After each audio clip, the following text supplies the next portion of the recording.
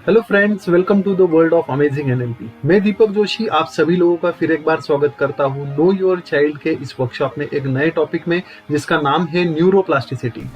हाँ दोस्तों, सबसे पहले हम एनएलपी न्यूरो लिंग्विस्टिक प्रोग्रामिंग का ये सबसे इम्पॉर्टेंट चैप्टर है न्यूरोप्लास्टिसिटी, जिससे आपका बिलीफ बनता है और आपके बिलीफ से आपका बिहेवियर डिसाइड होता है। सो आपके जितने भी बिलीफ बनते हैं उस बिलीफ जो बनते हैं आपके न्यूरोप्लास्टिसिटी से बनते हैं। सो दोस्तों, इस न्यूरोप्लास्टिसिटी को हम इस चैप्टर में सबसे पहले समझने वाले हैं। जो भी मैं आपको चीज़ें बताने वाला हूँ यहाँ पर, ये साइंटिफिकली ऑलरेडी प्रूव्ड हो चुकी, ये डॉक्यूमेंटेड चीज़ें हैं। जनवरी 2007 में टाइम मैगजीन में न्यूरोप्लास्टिसिटी को डॉक्यूमेंटेड किया गया हुआ है। राइट दोस्तों, सो ये सब ऑल टेक्निकल चीज़ें जो मैं अभी आपको बताने वाला हूँ। सो ये न्यूरोप्लास्टिसिटी क्या है, ये न्यूरोप्लास्टिसिटी का स्टूडेंट रैपिड सक्सेस फार्मूला में क्या मतलब है, स्टूडेंट एनएलपी में जो मेमोरी टेक्निक्स हम लोग यहाँ पर सीखने वाले हैं बच्चों के लिए, हम जो भी चीज़ें इस कोर्स में सीखने वाले हैं, इस कोर्स में इस न्यूरोप्लास्टिसिटी का क्या महत्व है, क्या इंपॉर्टेंस है, वो आज हम यहाँ पर देखने वाले हैं। सो दोस्तों, सबसे पहला चैप्टर न्यूरोप्लास्टिसिटी जो सबसे इम्पॉर्टेंट है यहाँ पर, जिसको आज हम इस चैप्टर में देखने वाले हैं। क्या है ये न्यूरोप्लास्टिसिटी, ये कैसे फंक्शन करती है न्यूरोप्लास्टिसिटी, इसको हम अभी इस चैप्टर में देखने वाले हैं। सो दोस्तों, सबसे पहले अगर न्यूरोप्लास्टिसिटी से बात करेंगे कि सबसे पहला वर्ड है यहाँ पर न्यूरो। Neuro means neurons. दूसरा वर्ड है यहाँ पर प्लास्टिसिटी। प्लास्टिसिटी का मतलब है प्लास्टिक, मीन्स आपके पास जो न्यूरॉन्स है वो प्लास्टिक की तरह होते हैं, मीन्स आपका जो ब्रेन है वो प्लास्टिक की तरह होता है, वो हमेशा चेंज होते रहता है। सो सबसे पहली बात, आपके पास जो चीज़ है दैट इज ब्रेन। सो सबसे पहला जो ब्रेन है उसमें हमारे पास जब भी कोई बच्चा पैदा होता है उसके साथ में वो 80 to 100 बिलियन न्यूरॉन्स, हम 80 बिलियन न्यूरॉन्स को पकड़ते हैं, 80 बिलियन न्यूरॉन्स के साथ में पैदा होता है। अगर हम यहाँ पर मेमोरी की बात करेंगे, जो हम मेमोरी टेक्निक्स के बारे में बात करने वाले हैं और मेमोरी की बात करने वाले हैं। सो दोस्तों, मैं यहाँ पर आपको बताना चाहूँगा कि मोबाइल में जो मैक्सिमम मेमोरी होती है, जो हम मोबाइल जो डिवाइस यूज़ करते हैं उसमें मैक्सिमम मेमोरी होती है 256 GB। राइट दोस्तों, एक लैपटॉप में 1 TB की मेमोरी होती है। 1 TB मीन्स 1000 GB, और सुपर कंप्यूटर में और उससे बहुत ज़्यादा होती है। हम 1 GB की कैलकुलेशन करेंगे। अगर 1 GB की हम कैलकुलेशन करते हैं तो 1 GB में लगभग 1.5 से 2000 जो हम मोबाइल से फ़ोटो निकालते हैं उतना 1 GB में स्टोरेज होता है। मीन्स 1 GB में 1.5 से 2000 फोटो आ जाते हैं। सो उतनी 1 GB की कैपेसिटी है। ह्यूमंस की जो मेमोरी होती है वो हमेशा न्यूरॉन्स में गिनी जाती है, न्यूरॉन्स में उसका काउंटिंग होता है। And there are 80 billion neurons, 80 billion neurons हर एक आदमी के पास है। ये मेरे पास भी है, ये आपके पास भी है, आपके बच्चों के पास भी है। सो हर एक आदमी जब पैदा होता है वो 80 बिलियन न्यूरॉन्स के साथ में पैदा होता है। And 1 neuron is equal to 82 GB। So दोस्तों, कैलकुलेट कीजिए 82 GB इंटू 80 बिलियन न्यूरॉन्स, तो इतनी सारी मेमोरी हमारे पास है। सो इस मेमोरी को कैसे यूज करना है, ये न्यूरोप्लास्टिसिटी क्या है, इसको हम सबसे पहले समझ लेंगे। सो अगर आपके पास ब्रेन है, हाँ ऑब्वियसली आपके पास ब्रेन है। अगर आप नॉर्मल हो, आप मेंटल हैंडीकैप नहीं हो, तो आपके पास ब्रेन है और उस ब्रेन में न्यूरॉन्स है। So there are 80 billion neurons, जिसको हम स्टोरेज हाउस भी कहेंगे। सो एक न्यूरॉन, ये फंक्शन कैसे होता है, एक न्यूरॉन जो होता है वो अकेला नहीं होता है, वो 10,000 न्यूरॉन्स के साथ में जुड़ा हुआ होता है। सो ऐसे हर एक न्यूरॉन 10,000 न्यूरॉन्स के साथ में जुड़े हुए होते हैं, और वो न्यूरॉन्स जिस चीज़ से जुड़े हुए होते हैं उसको सिनेप्सिस कहा जाता है। दिस इज साइंटिफिक वर्ड, आप सबको पता होगा। अगर नहीं भी पता होगा तो भी आप उसको साइंस में देख सकते हो गूगल करके, तो जिसको हम सिनेप्सिस कहते हैं। सो उसका एक नेटवर्क बनता है, न्यूरॉन्स का एक नेटवर्क यहाँ पर बनता है। 1 न्यूरॉन इज 10,000 न्यूरॉन्स के साथ में जुड़ा हुआ होता है। राइट दोस्तों, और ये जो नेटवर्क होता है, ये नेटवर्क होता है आपके हेल्थ का, आपके वेल्थ का, आप जो भी सोचते हो उस चीज़ का, आपकी जो भी सोच है, आपकी जो बिलीव्स है, इसका वो नेटवर्क बनता है। आप जो भी आपका बिहेवियर है, मैंने आपको सबसे पहले कहा था कि आपका बिहेवियर आपके बिलीफ के साथ में जुड़ा होगा, और आपका बिलीफ न्यूरोप्लास्टिसिटी से आता है। सो आपके न्यूरॉन का जो नेटवर्क है वो जिस चीज़ में जितना स्ट्रांग है, अगर हम हेल्थ की बात करेंगे तो आपका अगर बीमारी का नेटवर्क स्ट्रांग है तो आप हमेशा बीमार रहोगे, और अगर उसी हेल्थ की बात करेंगे, आपका हेल्थ का नेटवर्क स्ट्रांग है, आपका हेल्थ के बारे में आपका बिलीफ स्ट्रांग है, तो आप हमेशा हेल्दी रहोगे। उसी तरीके से आपका अगर मेमोरी का नेटवर्क स्ट्रांग है, आपके सिनेप्सिस, आपकी जो न्यूरॉन्स है वो एक दूसरे से जुड़े हुए हैं, वो अगर स्ट्रांग है तो आपका मेमोरी का नेटवर्क स्ट्रांग रहने वाला है यहाँ पर। सो ये कैसे ये फंक्शन होता है कि ये न्यूरोप्लास्टिसिटी कैसे होती है। सो यहाँ पर 3 टाइप्स ऑफ न्यूरोप्लास्टिसिटी, कोई भी चीज़ ये तीनों न्यूरोप्लास्टिसिटी से ही जाती है। आप जो भी चीज़ सीखते हो, आप जो भी चीज़ मेमोराइज करते हो, ये 3 न्यूरोप्लास्टिसिटी से जाती है। हर एक न्यूरोप्लास्टिसिटी को हम आज डिटेल में जानने वाले हैं। तो सबसे पहले यहाँ पर है केमिकल न्यूरोप्लास्टिसिटी। दोस्तों यहाँ पर मैं बहुत ज़्यादा टेक्निकल बात नहीं करने वाला हूँ, एकदम लेमैन लैंग्वेज में आपको विथ एग्जांपल में यहाँ पर आपको एक्सप्लेन करने वाला हूँ। बहुत ज़्यादा टेक्निकल वर्ड्स में यहाँ पर नहीं यूज़ करूँगा, एकदम लेमैन लैंग्वेज में मैं आपको यहाँ पर समझाऊंगा what is chemical neuroplasticity, what is structural neuroplasticity and what is functional neuroplasticity. So दोस्तों यहाँ पर सबसे पहले हम बात करेंगे केमिकल न्यूरोप्लास्टिसिटी की। केमिकल न्यूरोप्लास्टिसिटी मीन्स जब 2 न्यूरॉन्स एक दूसरे से जस्ट टकरा के निकल जाते हैं, 2 न्यूरॉन्स एक दूसरे से जस्ट टच करके निकल जाते हैं, वहां पर एक केमिकल फंक्शन होता है, उसको हम केमिकल न्यूरोप्लास्टिसिटी कहते हैं।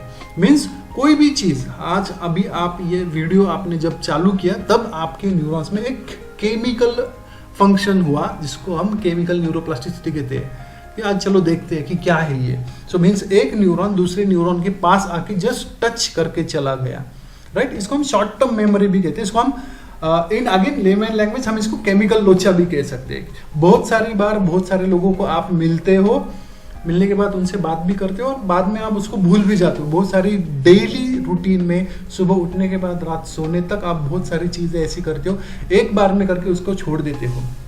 सो जब भी आप उस चीज़ को करते हो दैट टाइम आपकी केमिकल न्यूरोप्लास्टिसिटी होती है। और मैं एग्जांपल के साथ में आपको यहाँ पर समझाने वाला हूँ आगे जाके। सो केमिकल न्यूरोप्लास्टिसिटी, दोस्तों मैं आपको सवाल पूछता हूँ, जितने भी यहाँ पर बड़े लोग हैं जो वीडियो देख रहे हैं, मुझे आपसे सवाल पूछने हैं कि आपको साइकिल चलानी आती है क्या? सो यस, सभी का आंसर होगा यस, हमें साइकिल चलानी आती है। लेकिन अगला सवाल, आपने लास्ट साइकिल कब चलाई थी? सो मैं ये सवाल हर एक पेरेंट्स को पूछते रहता हूँ हमेशा। तो बहुत सारे पेरेंट्स का आंसर होगा कि अभी याद नहीं, हमने 8th स्टैंडर्ड में 10th स्टैंडर्ड में साइकिल चलाई थी, उसके बाद में आप 10 साल हो गए 20 साल हो गए कब साइकिल चले मालूम। लेकिन मेरा सवाल ये है कि जब बचपन में आपने साइकिल को देखा था और आपको साइकिल चलाने की जो इच्छा हुई थी आपके मन में, उसको हम केमिकल न्यूरोप्लास्टिसिटी कहेंगे। जो मैंने आपको कहा था कि 2 न्यूरॉन्स एक दूसरे को जस्ट टच करके निकल जाते हैं। सो आपके मन में कोई भी चीज करने की इच्छा पैदा होना, उसको हम केमिकल न्यूरोप्लास्टिसिटी कहेंगे। एक केमिकल फंक्शनल आपके न्यूरॉन्स में होता है, आपके ब्रेन में, आपके माइंड में एक केमिकल फंक्शन होता है कि कोई भी चीज़ करना। सो बच्चे भी जो होते हैं कि उनको कोई भी नई चीज़ जब करनी होती है तो एक केमिकल न्यूरोप्लास्टिसिटी सबसे पहले उनके मन में होती है कि मुझे ये चीज़ चाहिए। जैसे साइकिल का यहाँ पर मैं एग्जांपल ले रहा हूँ कि आप भी जब आपने साइकिल देखी होगी बचपन में तो आपको ऐसे लगा रहेगा कि हाँ मुझे भी साइकिल चाहिए। तो आपने आपके मम्मी डैडी को बोला, आपके मम्मी डैडी ने आपको साइकिल ला के भी दी। दोस्तों ऐसा हुआ है क्या जिस दिन आपके घर में साइकिल आई उस दिन आपने साइकिल चलाना सीख लिया? ऐसा हुआ है क्या? नहीं दोस्तों, ऐसा नहीं हुआ है। तो उसके लिए आपको और एक न्यूरोप्लास्टिसिटी से गुजरना पड़ता है जिसका नाम है स्ट्रक्चरल न्यूरोप्लास्टिसिटी। स्ट्रक्चरल न्यूरोप्लास्टिसिटी में क्या होता है, आपके घर में साइकिल आई, अब आप साइकिल सीखना आपने शुरू कर दिया। मीन्स क्या कि आपको हैंडल कैसे पकड़ना है, सीट के ऊपर कैसे बैठना है, फिर पैडल को कैसे मारना है, फिर साइकिल को बैलेंस कैसे करना है, फिर साइकिल को कैसे धीरे धीरे चलाना है, फिर फास्ट कैसे चलाना है, फिर डबल सीट कैसे चलाना है। ये सब चीज़ें आप एक स्ट्रक्चर में सीखे हो और इस स्ट्रक्चर में सीखने के लिए आपने बार बार आपके न्यूरॉन्स को एक आइडिया दी है। तो बार बार आपके न्यूरॉन्स को आइडिया देना मीन्स जो केमिकल न्यूरोप्लास्टिसिटी में हुआ था, एक ही बार न्यूरॉन्स एक दूसरे के पास आए थे और टच करके निकल गए थे। लेकिन यहाँ पर स्ट्रक्चरल न्यूरोप्लास्टिसिटी में आपके न्यूरॉन्स बार बार एक दूसरे को आइडिया देते रहते हैं और वो एक स्ट्रक्चर में होता है। कोई भी चीज़ आप जब सीखते हो, एक स्ट्रक्चर में जब सीखते हो और उस टाइम पे जो आपके न्यूरॉन्स में जो एक प्रोसेस होती है जिसको हम स्ट्रक्चरल न्यूरोप्लास्टिसिटी कहेंगे कि बार बार आपके न्यूरॉन्स को एक ही आइडिया देना, वहां पर फिर आपकी स्ट्रक्चरल न्यूरोप्लास्टिसिटी वहां पर हो जाती है। नाउ दोस्तों अगला सवाल मेरा, अभी आपने साइकिल चलाना सीख भी लिया, आपको 10 दिन लगे, 15 दिन लगे या 1 महीना लगा आपको साइकिल सीखने के लिए। सबसे पहले तो आपकी केमिकल न्यूरोप्लास्टिसिटी हुई थी, आपको साइकिल सीखने की इच्छा हुई थी, देन साइकिल आपके पास आ गई और अभी आपने साइकिल सीख ली। एक स्ट्रक्चर में आपने साइकिल को सीख लिया। दोस्तों ऐसा हुआ है क्या कि आपको अभी साइकिल सीखनी, आप सीख गए हो, अभी आपको साइकिल चलानी आ गई, अभी आप बोलते हो नहीं नहीं अभी आ गई साइकिल, अभी नहीं चलाना है साइकिल, ऐसा कभी हुआ है? सो ऐसा कभी नहीं हुआ है। आपने उस साइकिल को फिर सीखने के बाद बहुत सालों तक बार बार उसको चलाया है। So third thing, functional neuroplasticity. Functional neuroplasticity means आपने जो भी साइकिल चलाना सीखा है उसको बार बार रिपीटेशन में लाना, रिपीटेशन एंड रिपीटेशन, तब आपके न्यूरॉन्स में वो चीजें फंक्शनली आ जाती है। इसको मैं और एक एग्जांपल के साथ में आपको जोड़ूंगा। 2 का टेबल कितने लोगों को आता है? ये सवाल मैं हर मेरे सेमिनार में, हर वर्कशॉप में पूछता हूँ। तो 2 का टेबल कितने लोगों को आता है? तो ऑलमोस्ट 100% लोगों का हाथ ऊपर हो जाता है कि सबको 2 का टेबल आता है। दोस्तों मैं और एक सवाल आपसे पूछना चाहूंगा, 27 का टेबल कितने लोगों को आता है? यस, बहुत सारे मीन्स ऑलमोस्ट 1 to 2% हाथ ऊपर उठ जाते हैं। अगर 100 लोग रहेंगे तो 1 या 2 लोग ही हाथ उठा दे कि हाँ 27 का टेबल हमें भी आता है। दोस्तों एकदम सिंपल सी चीज है। 2 का टेबल आपने फर्स्ट या सेकंड स्टैंडर्ड में सीखा होगा, लेकिन 2 का टेबल तब से लेके आज तक और आज भी अभी भी 2 का टेबल आप नोइंगली अननोइंगली बहुत बार बोलते हो। मीन्स वो जो 2 का टेबल है वो फंक्शन में आज भी आपके माइंड में, आपके न्यूरॉन्स में चल रहा है। 27 का टेबल जब आपने पढ़ा था, आपकी पढ़ाई की थी, तभी आपके काम आया था। दैट मीन्स वो सब आपका सिर्फ केमिकल न्यूरोप्लास्टिसिटी में ही वो हुआ है। उसके बाद में ना वो स्ट्रक्चर में आया ना वो फंक्शन में आया, उसकी जरूरत ही नहीं पड़ी कभी, इसलिए वो 27 का टेबल आपको याद नहीं है। अगर 27 का टेबल आप अगर रोज 2 बार 3 बार या 4 बार बोलते रहते तो 27 का टेबल भी फंक्शनल में आ जाता और आपको यहाँ पर 27 का टेबल भी आता था। जैसे साइकिल, मैंने आपको सवाल पूछा था कि आपने लास्ट साइकिल कब चलाई थी। सो बहुत सारे लोगों का आंसर था 10 साल पहले चलाई थी, 20 साल पहले चलाई थी, 15 साल पहले चलाई थी, 5 साल पहले चलाई थी। Then again my question is, अगर आपने 10 साल 20 साल पहले साइकिल चलाई है और अगर मैं इमीडिएट अभी आपके हाथ में साइकिल दूं और आपको बोलूं कि आपको ये साइकिल चलानी है, तो आपको साइकिल आएगी क्या, या आपको फिर स्टार्टिंग से स्टार्ट करना पड़ेगा? The answer is no. हमें साइकिल आएगी, हमें स्टार्टिंग से स्टार्ट करना नहीं पड़ेगा। क्यों स्टार्टिंग से स्टार्ट करना नहीं पड़ेगा?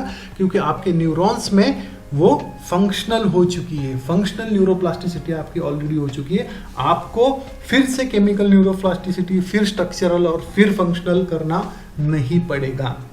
आप जो भी साइकिल सीखने वाले मीन्स जो भी आप वो चीज़ करने वाले हो, आपके ऑलरेडी फंक्शनल में आ चुकी है। सो आपका न्यूरोप्लास्टिसिटी ऐसे वर्क करता है, आपके ब्रेन में न्यूरोप्लास्टिसिटी ऐसे वर्क करती है।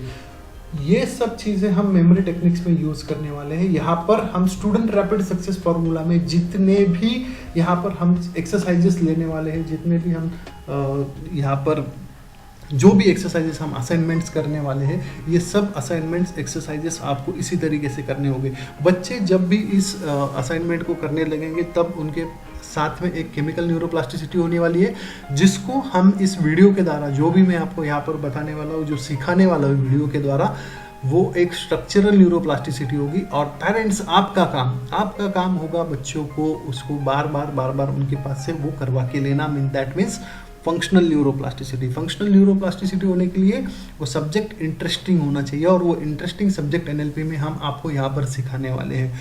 तो जब हम आपको असाइनमेंट देंगे, उस असाइनमेंट को आपको बार बार करना है, देन आपके न्यूरॉन्स में एक फंक्शनल न्यूरोप्लास्टिसिटी आ जाएगी और आपके बच्चे वो एक न्यूरोलॉजिकल पाथवे बनाना सीख जाएंगे, जो आज के डेट में कोई भी किसी भी स्कूल में न्यूरोलॉजिकल पाथवेज कैसे बनाते हैं वो नहीं सिखाते।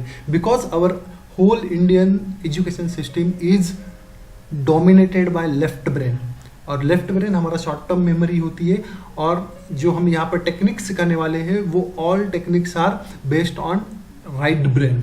जो राइट ब्रेन का और होल ब्रेन का आपका फोकस एंड कंसंट्रेशन का पार्ट है, विजुअलाइजेशन, इमेजिनेशन, उसके बेसिस पर हम ये सब टेक्निक सिखाने वाले हैं। जिस मेमोरी रिकॉल में जो सबसे इम्पॉर्टेंट पार्ट है इमेजिनेशन, विजुअलाइजेशन, उसी बेसिस पे हम लोग ये सब स्टूडेंट रैपिड सक्सेस फॉर्मूला में जितने भी हमने चैप्टर्स दिए हुए हैं वो सब हम यहाँ पर सिखाने वाले। दोस्तों, आपके बच्चे ये सब और आप खुद भी। ये सब कोर्स मैं आपको गारंटी देता हूँ कि आप बहुत अच्छी तरीके से इसको एंजॉय करोगे। सिर्फ एंजॉय ही नहीं करोगे, आज तक जो चीज़ें आपने नहीं सीखी है, थ्रू दिस न्यूरोप्लास्टिसिटी आप उसको सीखोगे भी, आप उसको अप्लाई भी करोगे और आपको इसमें रिजल्ट भी गारंटीड 101% आएंगे। सो दोस्तों, इस वीडियो में बस इतना ही। तब तक के लिए थैंक यू वेरी मच। आशा करता हूँ ये वीडियो आपको पसंद आया होगा। अगर ये वीडियो आपको पसंद आया है तो जल्दी से जल्दी इसको शेयर करना मत भूलिए, अपने फ्रेंड्स और फैमिली को इसको शेयर कीजिए। और सबसे इम्पॉर्टेंट चीज़, अभी तक अगर आपने हमारा चैनल सब्सक्राइब नहीं किया है तो जल्दी से जल्दी इसको सब्सक्राइब, लाइक एंड शेयर कीजिए। सो दोस्तों, थैंक यू वेरी मच। फिर एक बार मिलेंगे एक नए वीडियो के साथ में नो योर चाइल्ड के इस अमेजिंग वर्कशॉप में। So thank you again.